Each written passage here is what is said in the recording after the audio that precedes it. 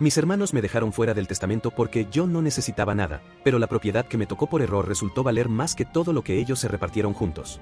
El notario me miró por encima de sus lentes y dijo que había un error en la escritura. Mis hermanos dejaron de sonreír en el mismo segundo en que escucharon la palabra valor catastral actualizado. Yo todavía no entendía nada, pero supe que algo acababa de cambiar cuando el silencio en esa sala se volvió más pesado que el ataúd de mi padre. Antes de todo eso, yo era el hermano que no necesitaba nada. Siempre fui el más tranquilo. El que no discutía en las cenas familiares. El que se fue de casa primero, no por ambición sino por necesidad de aire. Trabajaba como técnico de mantenimiento en una fábrica a las afueras de la ciudad. Turnos largos. Manos agrietadas. Un sueldo suficiente para pagar mi pequeño apartamento y ayudar, de vez en cuando, a mi padre cuando la jubilación no le alcanzaba. No era el exitoso. Mi hermana Laura tenía su consultorio contable. Mi hermano Andrés había montado una empresa de importaciones. Ellos hablaban de inversiones y rendimientos mientras yo calculaba si ese mes podría cambiar las llantas del coche o tendría que esperar otro par de quincenas. Siempre me dijeron que yo era el práctico. El que no soñaba en grande. El que se conformaba. Yo lo acepté durante años porque, en el fondo, también me lo creí. Cuando mi padre enfermó, fui el que tenía más tiempo para llevarlo a las consultas. No porque ganara más, sino porque mi jefe entendía lo que significaba perder a un padre y me daba cierta flexibilidad. Laura decía que su agenda estaba llena. Andrés vivía viajando por negocios. Yo no lo reprochaba. Pensaba que cada quien hacía lo que podía. Mi padre y yo nunca hablamos de herencias. Hablábamos de fútbol, del precio de la gasolina, de lo mucho que había cambiado el barrio. A veces, cuando lo ayudaba a acomodarse en la cama, me decía que yo siempre había sido el más fuerte, aunque no lo supiera. Yo me reía. No entendía a qué se refería. El día que murió, mis hermanos organizaron todo. Funeral elegante. Flores caras. Un discurso impecable de Laura hablando de su legado, de su ejemplo de disciplina y trabajo. Yo apenas pude decir unas palabras. Sentía un hueco en el pecho que no me dejaba respirar con normalidad. Un mes después, nos citaron en la notaría para leer el testamento. Yo llegué con la misma ropa sencilla de siempre. Andrés me dio una palmada en la espalda y me dijo, casi con tono de broma, que no me preocupara, que yo ya tenía mi vida resuelta y que lo importante era que todo quedara claro entre nosotros. Laura añadió que papá había sido justo y que seguramente había pensado en las necesidades de cada uno. Ahí fue cuando lo escuché por primera vez, dicho sin pudor, yo no necesitaba nada. Según el testamento, la casa familiar quedaba para Laura. Los locales comerciales que mi padre había comprado con los años se dividían entre Laura y Andrés. Las cuentas de ahorro también. A mí me correspondía una propiedad pequeña en las afueras, un terreno con una construcción vieja que mi padre había adquirido hacía décadas y que, según Andrés, solo generaba impuestos y problemas. Recuerdo que Laura dijo que papá sabía que yo era independiente, que no tenía hijos ni grandes gastos, que siempre había sido autosuficiente. Andrés añadió que, siendo honestos, ellos tenían más responsabilidades. Yo asentí. Sentí una mezcla extraña de vergüenza y resignación. Como si aceptar menos fuera parte natural de quien yo era. No peleé. No reclamé. Firmé. Durante semanas evité pasar por la casa familiar. Me dolía más la sensación de haber sido considerado el que menos necesitaba que la herencia en sí. No era el dinero. Era el mensaje.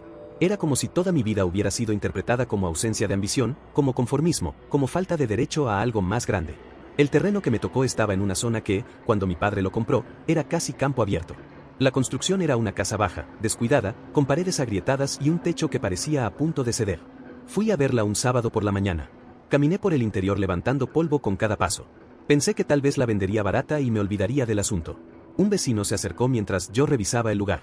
Me preguntó si era el nuevo dueño. Asentí. Me dijo que la zona estaba cambiando, que habían aprobado un proyecto grande a pocas cuadras, algo de un complejo comercial y edificios residenciales. Yo escuché sin prestarle demasiada atención. En mi cabeza, ese lugar seguía siendo el terreno olvidado que mis hermanos no quisieron. Un par de semanas después, recibí una carta del municipio sobre una actualización del valor catastral por desarrollo urbano en el sector. No entendí bien el documento, pero la cifra me llamó la atención. Era mucho más alta de lo que imaginaba. Decidí pedir una tasación formal. El tasador caminó por el terreno, tomó medidas, hizo llamadas. Cuando finalmente me dio el número estimado, tuve que pedirle que lo repitiera. La propiedad, por su ubicación estratégica en medio del nuevo proyecto, valía más que la casa familiar y los locales juntos. Sentí un mareo. No de alegría inmediata, sino de incredulidad. Llamé a mis hermanos para contarles. Pensé que se sorprenderían conmigo, que incluso se alegrarían. Nos reunimos de nuevo en la notaría para revisar los documentos, asegurarnos de que todo estuviera en regla. Fue entonces cuando el notario mencionó la actualización oficial del valor y confirmó que la escritura estaba correcta. No había error. Solo una diferencia brutal entre lo que se creía que valía y lo que realmente valía ahora. Vi cómo la expresión de Andrés cambiaba primero. Luego la de Laura. El silencio cayó sobre la mesa. Andrés carraspeó y dijo que quizá papá no había previsto ese incremento, que tal vez el reparto ya no era tan equilibrado como parecía. Laura habló de justicia, de intención original, de que las cosas debían revisarse si había circunstancias extraordinarias. Yo los escuchaba, pero algo dentro de mí se estaba moviendo lentamente, como una pieza que por fin encajaba. Por primera vez no me sentí el hermano pequeño, el práctico, el que se conforma. Sentí mi espalda recta. Mis manos dejaron de temblar. El notario explicó que el testamento era claro y que el valor actual no modificaba la voluntad expresada. Yo miré a mis hermanos y vi algo que no había visto antes, miedo a haber subestimado al que siempre consideraron menos ambicioso. Ese fue el punto exacto en que algo cambió dentro de mí. No fue el dinero. Fue darme cuenta de que durante años acepté la versión que otros tenían de mí. Acepté ser el que no necesitaba nada. El que no aspiraba. El que podía quedarse con las obras porque, total, él se arregla solo. Salí de la notaría con el corazón latiendo fuerte. En el estacionamiento, Laura me tomó del brazo y me dijo que esperaba que yo entendiera su posición, que no era personal. Andrés habló de llegar a un acuerdo, de repartir nuevamente para mantener la armonía familiar. Los miré, por primera vez, no sentí culpa. Les dije que papá había decidido así, que todos habíamos firmado, que durante años yo también había aceptado silencios y decisiones sin cuestionarlas, que ahora no iba a cambiar lo que estaba por escrito. No levanté la voz. No hice un discurso grandilocuente. Solo hablé despacio, sintiendo cada palabra salir desde un lugar más firme que nunca.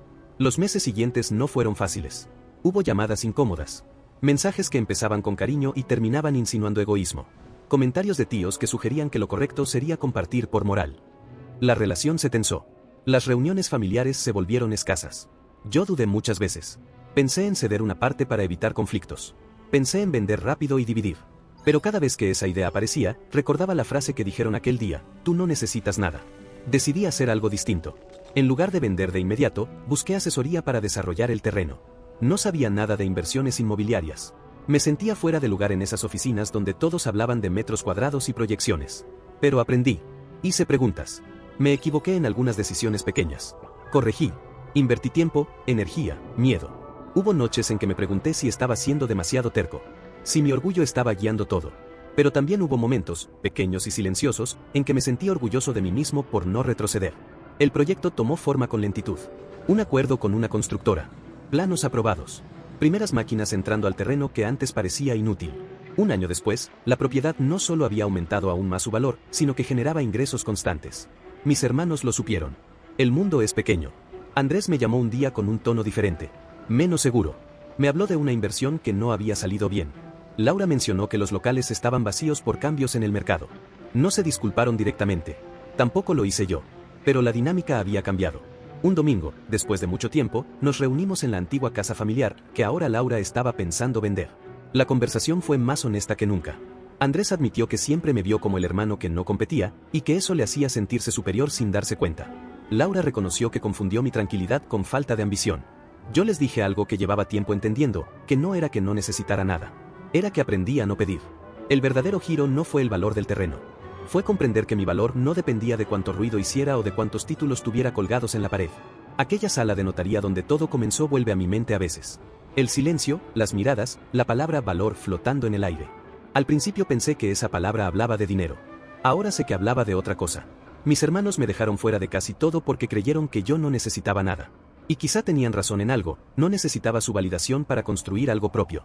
Hoy, cuando paso por el terreno convertido en edificio, no siento revancha. Siento algo más tranquilo.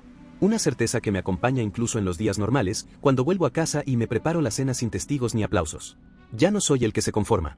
Soy el que entendió que a veces la mayor herencia no es lo que te dan, sino lo que descubres que siempre estuvo en ti, esperando que dejaras de creer que valías menos.